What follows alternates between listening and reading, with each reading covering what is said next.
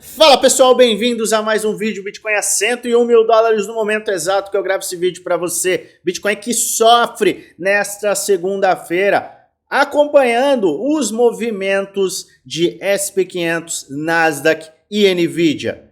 Por que estamos vendo esta movimentação? O que esperar para os próximos dias, semanas e meses? E por que eu comprei muita coisa? Eu quero te mostrar tudo nesse vídeo. Eu saí comprando e eu vou te mostrar o porquê. Então fica até o final que eu tenho um conteúdo muito bacana para te apresentar.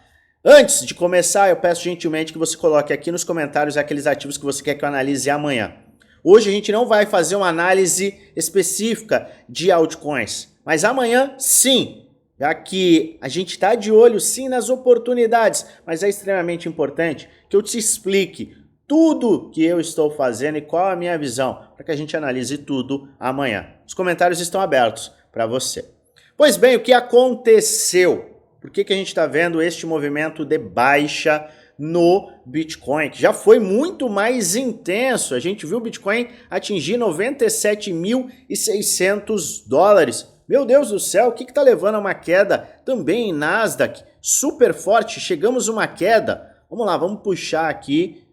A gente chegou a uma queda de 5% em Nasdaq. Pode parecer pouca coisa para nós que estamos no mercado cripto, mas no mercado tradicional, uma queda de 5% é algo gigantesco. E a Nvidia, que está tombando, derrapando, caindo quase 14%. O que está de fato acontecendo? Pois bem, tem uma empresa chinesa chamada DeepSeek que desenvolveu uma inteligência artificial melhor, mais rápida, mais barata, que exige, menos tempo, menos energia e um poder computacional menor. Até a utilização de GPUs que a Nvidia vende não são necessárias para que esta inteligência artificial se desenvolva. Além do mais, essa empresa DeepSeek entrega o seu produto com um código aberto, que permite que exista evolução de outras plataformas. Pois bem, é como se você entregasse um produto melhor, mais rápido e mais barato. E é isso que está assustando o mercado de tecnologia norte-americano, que está investindo bilhões de dólares. A DeepSeek afirmou que estava investindo apenas 6 milhões de dólares, quando outras empresas estão investindo bilhões de dólares. Rumores é que o governo chinês sim injetou dinheiro e não foi apenas 6 milhões, mas o mercado está se preocupando por conta da Nvidia. A Nvidia tem os seus ganhos baseado na venda das GPUs. E essas GPUs têm uma margem de lucro gigantesca. A Nvidia está com projeções de crescimento cada vez maiores e batendo recordes de valorização por conta do quê? Por conta do mercado de inteligência artificial. Então, a Nvidia está com uma projeção de valorização justamente por conta da necessidade que essas empresas têm das GPUs da empresa. Se existe uma tecnologia que não tem mais a necessidade deste tipo de produto, a GPU, a empresa pode sofrer um baque nas suas vendas. E é isso que está assustando o mercado. A Nvidia, ela representa muito do mercado tradicional. E, para você ter uma noção, o SP500 subiu 25% no último ano. E a Nvidia foi capaz de trazer 22% de valorização. Ela representou 22% de toda a valorização do SP500. Então, é a Nvidia que está tombando, está derrubando o mercado e está derrubando os índices Nasdaq e SP500. É isso que está derrubando o mercado como um todo. Então, existe um temor de curto prazo para com os mercados de risco. Será que isso vai mudar? Será que a Nvidia vai tombar? Será que a Nvidia caindo vai puxar o mercado como um todo? Isso vai ter impacto no Google, na Meta, que também estão investindo em inteligência artificial? É isso que o mercado está enxergando. No entanto, o movimento que estamos vendo é algo extremamente benéfico. uma vez que, primeiro, o dinheiro pode rotacionar, sim, dos mercados tradicionais para mercados de criptomoeda, para agentes de IA e tudo mais. Só que a gente está vendo, de fato, um movimento que vai melhorar o mercado de inteligência artificial, baratear e vai, sim, beneficiar muitos dos projetos de inteligência artificial. Eu já trouxe aqui que o grande peso da minha carteira de investimentos é inteligência artificial. E muitos projetos de inteligência artificial que estão assustados neste momento por conta desta aversão ao risco momentânea podem se beneficiar muito no longo prazo. Entenda, para todos os projetos, para empresas de DePIN que têm as suas GPUs descentralizadas, para empresas de tecnologia, para ativos, ou seja, um projeto de agentes de IA, você tem agora uma capacidade muito maior de desenvolvimento. E isso é benéfico. Então, por si só, a gente está vendo um movimento de baixa do mercado, que está sim trazendo medo. No entanto, é um medo, na minha humilde opinião, localizado. E a gente também tem um risk-off, ou seja, uma aversão ao risco de curto prazo, já que a gente tem na quarta-feira uma reunião do FOMC, a reunião do Fed, para definir a política monetária. Essa é a primeira reunião do Fed com o Trump como presidente. Ninguém sabe o que esperar. Será que o Powell vai ser mais agressivo? Vai ser menos agressivo? Será que vai ter corte na taxa de juros? Não. É melhor a gente ficar um pouquinho de fora ou realizar um pouco de lucro, deixar a caixa para o risco que a gente tem na quarta-feira. Este é o entendimento de muitos investidores. Só que em linhas gerais, o que a gente está vendo? Um medo extremo do próprio mercado e muita narrativa de queda. Eu sei que você provavelmente assistiu outros vídeos com avaliações específicas para o que está acontecendo. Mas eu quero te trazer a minha visão do ponto de vista gráfico, uma vez que você já sabe o que está acontecendo. A gente está tendo um FUD por uma questão localizada em uma briga entre China e Estados Unidos para quem será o mais... não posso falar quem será o mais F, mas quem será o maior da tecnologia, da inteligência artificial. E isso está impactando diretamente a Nvidia, que tem um peso no SP500 e Nasdaq. A gente viu quedas muito maiores e a gente já está vendo uma rejeição, em que o mercado começa a se acostumar com este cenário.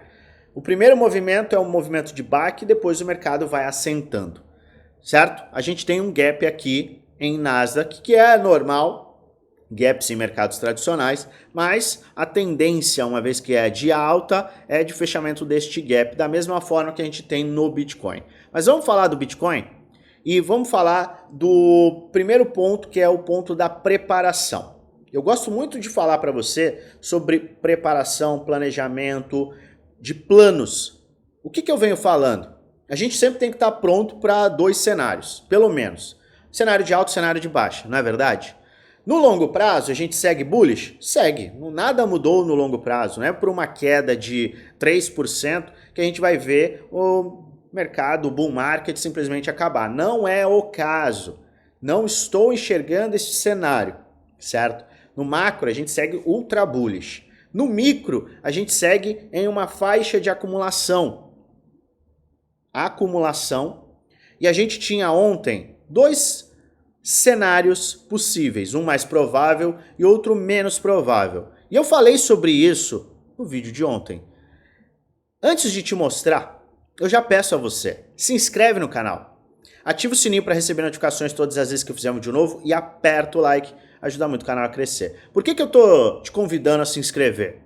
Porque é extremamente importante que você assista diariamente e veja aquilo que a gente está apresentando, exatamente o que a gente está apresentando, para que você tenha ali um histórico e para que você vá entendendo de forma prática aquilo que pode vir a acontecer, aquilo que acontece e o que você pode fazer para se proteger.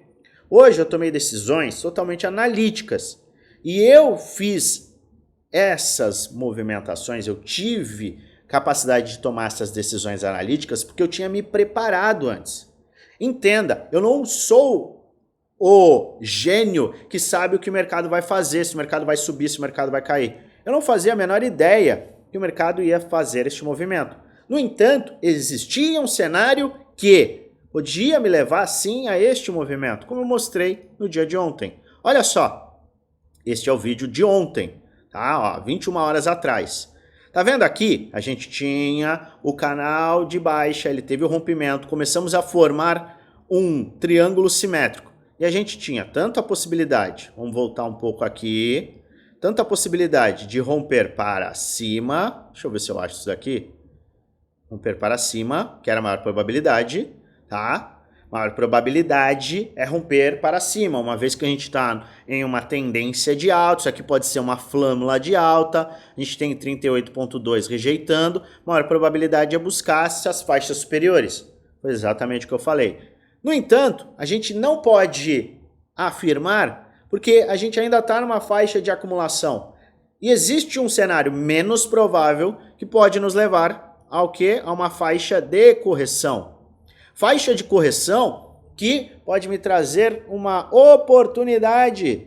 Foi exatamente o que eu falei. Acima, e a gente tem o Fibonacci. Olha só. A gente traz o Fibonacci deste fundo até este topo. Olha só, a gente tem o alvo de rompimento para baixo, a casa de 618, que seria um novo teste destes pontos aqui. Que pontos são? É o canal de baixa que foi rompido. Ele foi testado algumas vezes. Poderia testar novamente, sim, se perdermos os 100 mil dólares. O que eu falei ontem? E não entenda, eu não estou prevendo o futuro e eu nem quero que você acredite nisso. A gente desenha cenários com base no gráfico. E um dos cenários, que era o cenário menos provável, o pior cenário, era a gente ter um rompimento para baixo. E a gente começou a ter um rompimento para baixo no dia de ontem. A gente começou uma queda no final do dia, após a abertura dos mercados futuros de SP500 e Nasdaq. Começou a sair a notícia da DeepSeek. A gente começou uma movimentação de baixa. Esta movimentação levou ao ponto de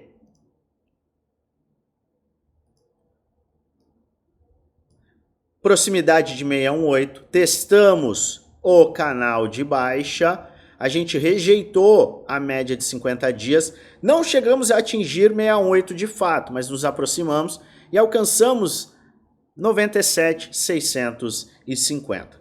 O que eu fiz? A partir do momento que eu comecei a verificar este movimento, que já era um movimento que a gente tinha apresentado na semana passada, que a gente mostrou novamente ontem e que eu me preparei para aproveitar, e detalhe, eu apresentei este cenário no meu plano de investimento semanal que eu entrego toda semana para os integrantes do grupo Premium e do grupo do Desafio. O que são esses grupos?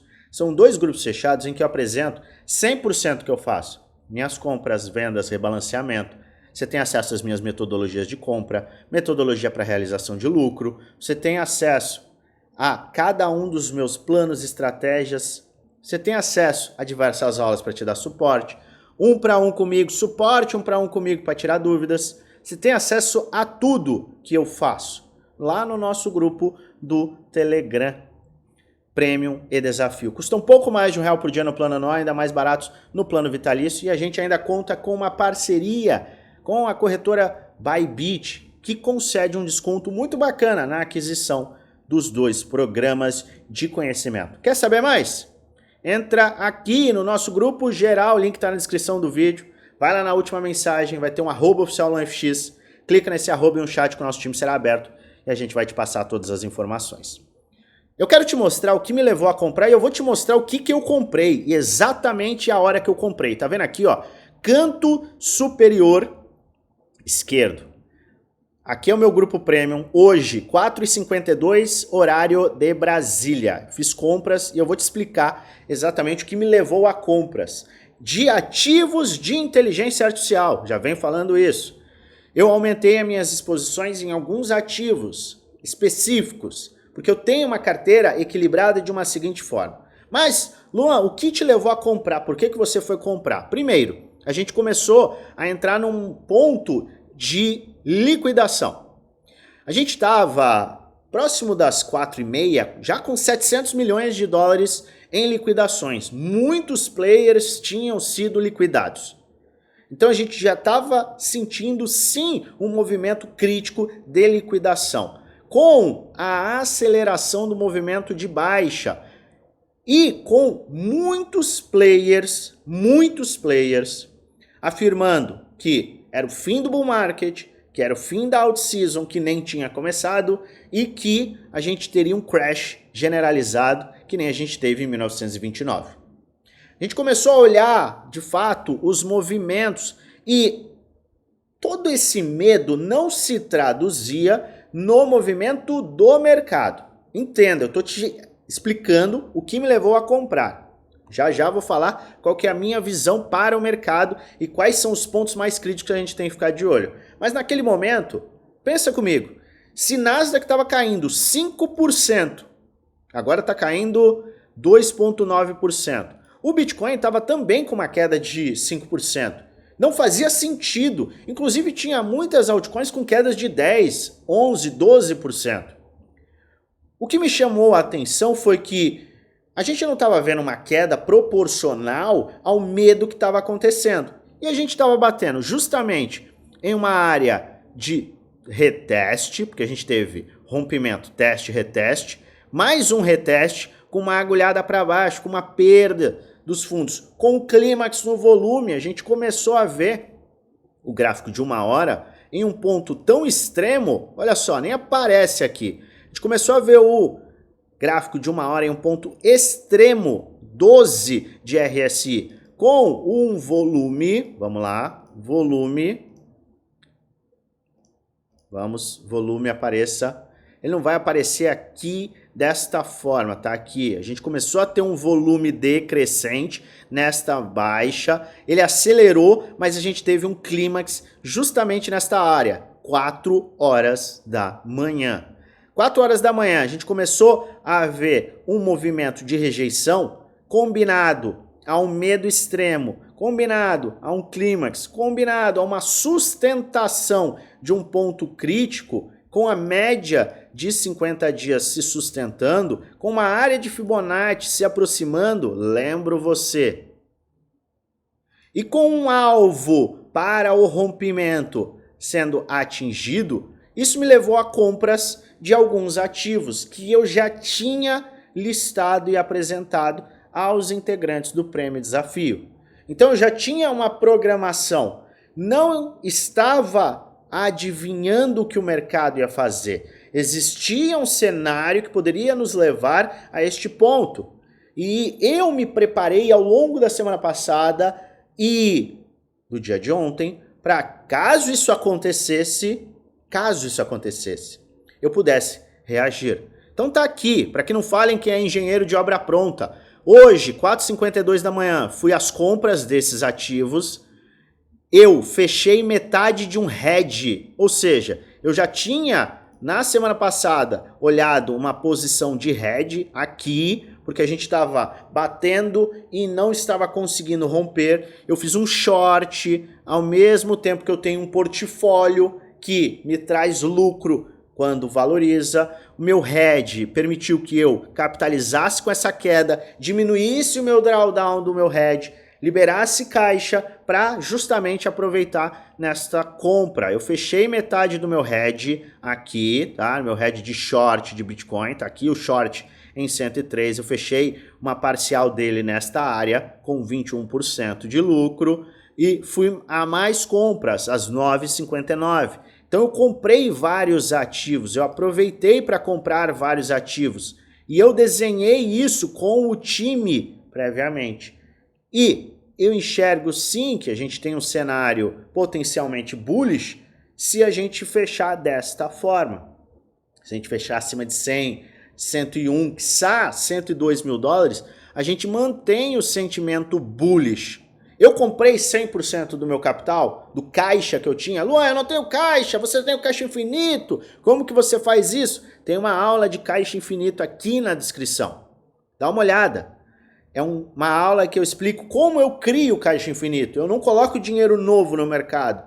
Eu realizo lucros parciais, pontualmente, quando o mercado está acelerando, para que, quando exista este movimento de correção, eu possa ir às compras. Então, confira a aula de Caixa Infinito lá na descrição do vídeo. Está escrito Caixa Infinito, não tem como errar.